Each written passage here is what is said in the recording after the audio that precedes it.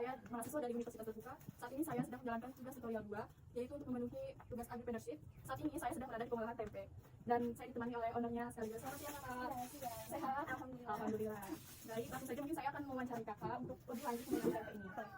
Boleh, pertama namanya siapa ya? Ami. Kak Ami ya. Kak Ami. Nama usahanya? Ini produksi tempe godong. Tempe godong. Tapi nggak fokus ke tempe godong sih kak. Godong kan itu daun ya istilahnya, tapi ada plastiknya juga, jadi berbagai macam sih. Iya, berbagai varian ya. Bahannya daun. Alamatnya boleh tahu? Di Kampung Simpang, Kampung Simpang. Sari, Kampung Simpang. Surabaya. Sudah resmi. Oke, sudah resmi. Baik, berapa lama sih usaha ini berjalan? Ini udah sekitar 3 tahun sih kak. 3 tahun ya. Sudah 3. Sejak kapan usaha tempe ini berdiri? Berarti sejak 2022 ya. 2022. Bisa tepatnya 2022 bulan apa? Bulan Agustus. Bulan Agustus. Baik. Apa sih kak alasan kakak memilih usaha tempe ini? Karena kan bukan alasan sih kak, karena aku juga bukan dari keturunan keluarga tukang tempe, dari suami kak. Suami itu keturunannya itu tukang tempe semua, dan punya ilmunya, jadi coba usaha di tempe. Awalnya Kakak yang di sini waktu itu? ada 2, yang cowok ini ada 2, Yang minyak ya? yang minyak 2, sama ibunya ada 2, yang laki. Bahan baku apa sih kak yang pertama digunakan untuk membuat tempe? Kacang kedelai. Selain itu, Paling lagi sih kak, lagi baik. plastik, daun, Iya. terus alat pengembang plastik. Kayak semacam lilin gitu? Oh itu kak alatnya. Oh, nggak ada alatnya ya? Ada untuk pengembang plastik. Tapi kalau untuk pengeleman, aku pakainya bukan lilin kak, kan kebanyakan pakai mesin press sama lilin. Aku punya alasan tertentu kenapa pakainya arang. Pertama, kalau aku nggak bisa kan masih pakai kayu bakar. Masih ini alamnya. Jadi manfaat yang dari kayu bakar sih kak. Jadi meminimalisir pengeluaran sama sekali dari pengeluaran. Kalau pakai lilin kan setiap minggunya kita harus beli Habis lilin. bakar ya? Kalau pakai mesin press listrik boros. Jadi meminimalisir sih kak, hampir nggak ada pengeluaran untuk pengelemannya. Bagaimana kak proses pembuatan tempe dari awal hingga siap dijual? Kalau dari awal itu pertama kita rebusan ya kak. Berapa lama tuh perebusan kacang kedelai ya? Rebus sekitar 2 jam tergantung dari kayu bakarnya sih kak. Kalau bagus paling cuma 1 jam kurang lebih. Terus abis itu hari ini kita rebus kita rendam dulu semalaman sekitar 18 jam, 12 sampai 18 jam. Semalaman. Paginya langsung kita giling. Oh, udah ada mesinnya? Udah ada mesinnya kak, itu pakai mesin. Kita langsung giling, terus proses pencucian 2 kali pencucian. Setelah itu diragiin. Kita pakainya ragi basah.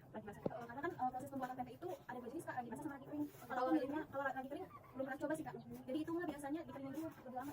Jadi kayak mungkin ini lebih praktis. Praktis sih kak. Berapa lama fermentasi tempe yang tadi itu ya? Sekitar Yang ini dari sampai jadi itu sekitar 4 hari. Pokoknya 3 hari. berapa kapasitas produk tempe per hari biasanya? Kalau saya 170 kilo Per hari ya? Bagaimana cara menentukan harga jual tempe nih kak? Sedangkan di pasar lagi marak banget ya pesaingnya. Iya, kalau saya sih harus punya ciri khas kak, jadi punya personal branding sendiri. Kalau di daerah kan saya jualnya di pasar Tanimbar kak, jadi punya nama itu tempe gondrong. Punya nama. Personal branding. Kalau untuk ukuran kita berbagai jenis kak, ada yang daun. Kalau ini ditimbang kak, yang kecil iya, kalau yang ini itu harga 10.000 3. Timbangannya itu sekitar 3,5 gram. Kalau yang ini itu yang kecilnya harga 10.000 5. Yang ini. Timbangannya itu kurang lebih 2,5 ons. Tempenya ya? Ada 2 aja. Ada yang panjangnya kak, yang daun. Kalau yang panjang itu berapa meter? Kalau yang panjang nanti kita potong jadi 10.000 3 sama 10.000 5 sama harganya. 10.000. Kemana aja sih kak pemasaran tempe ini? Untuk pemasarannya cuma di pasar Tanimbar aja sih kak. Saya di situ katanya udah buka outlet. Ada 3 lapaknya. Oh, apa 3? Oh, kakak pengiriman pertama itu kemana gitu? Langsung ke pasar Tanimbar. Ke pasar Kalau ya? untuk yang jualnya saya sendiri yang jual. Oke, kakaknya juga jual ya? Saya dan suami. Kalau ke warteg-warteg itu enggak ya? Mereka sih kayak langsung ke pasar kayak Belanja. yang belanja. Jadi kita nggak gitu. Tapi kalau untuk yang lagi sekarang baru itu MBD ya. Itu ada beberapa dapur ya. Dan itu membantu juga ya kakak? Bantu alhamdulillah. Apakah kakak pernah mengalami kesulitan dalam mendapatkan bahan bakunya ini? Pernah. Waktu tahun 2024. 2024. Itu akhir tahun kak, bulan Desember. Itu harganya lagi mahal. Mahal banget. Mahal banget itu per kilonya kena 13.000. Yang tadinya berapa? Yang tadinya itu mungkin sekitar 9.000. Oh iya ya, melonjak banget. Terus itu susah, kalaupun mahal tapi ada barangnya nggak apa-apa. Tapi kak kan ini mahal, terus barangnya nggak ada. Waktu itu aku sampai cari ke Tangerang. Kalau biasanya kan di Labuan. Emang itu nggak ada ruginya kan, kayak kita beli modal mahal kak, dan dijual pun harga sama gitu. Rugi pasti ada sih kak. Pertama waktu sih ruginya, capek kan, yang harusnya kita bisa istirahat tapi kita masih cari kedelai kemana-mana. Tapi kan kita harus memenuhi kebutuhan konsumen. Mengutamakan konsumennya. Mengutamakan konsumen itu pertama. Kalau kendala terbesar nih selama kakak di tempe perusahaan tempe ini selama 3 tahun apa sih kak? Kendalanya paling jarang sih kak, paling kalau cuaca kayak gini kak, yang nggak tentu, kadang panas, kadang hujan kan raginya itu beda-beda kak takarannya. Dan lagi beda-beda takarannya. Kadang kalau misalnya musim panas kita pakainya raginya nggak bisa kebanyakan, karena nanti ada inflasi tempenya, bisa jadi jelek, bisa jadi kepanasan, bisa rasanya asam. Kalau banyak itu busuk tengahnya bisa jadi. Kalau hujan kayak gini ya kak cuacanya, terus kita raginya kurang nih, kemudian tempenya kak yang harusnya jam 1 udah siap jual, itu masih muda, masih setengah matang, udah siap jual kan kita itu baru jual. Cuaca nggak pernah.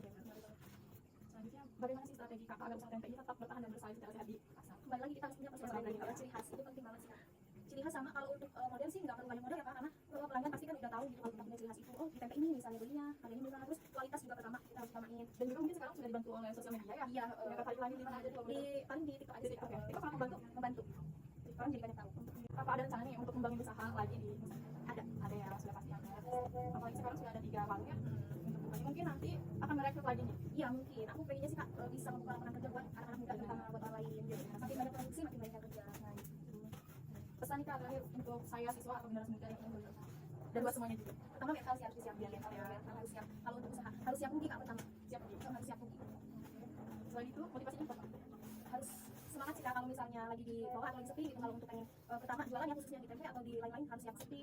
Kalau sepi maksudnya harus ini sih kak, jangan menyerah aja sih kak, jangan menyerah ya. Soalnya konsisten itu perlu ya. Perlu Untuk biaya transportasi berapa tuh kak? kisaran sekitar 100.000 sih kak, 100.000 ya. itu bensin. Karena tidak terlalu jauh mungkin Dari dari pasar pasar jauh jauh. sekitar 30 menit ya.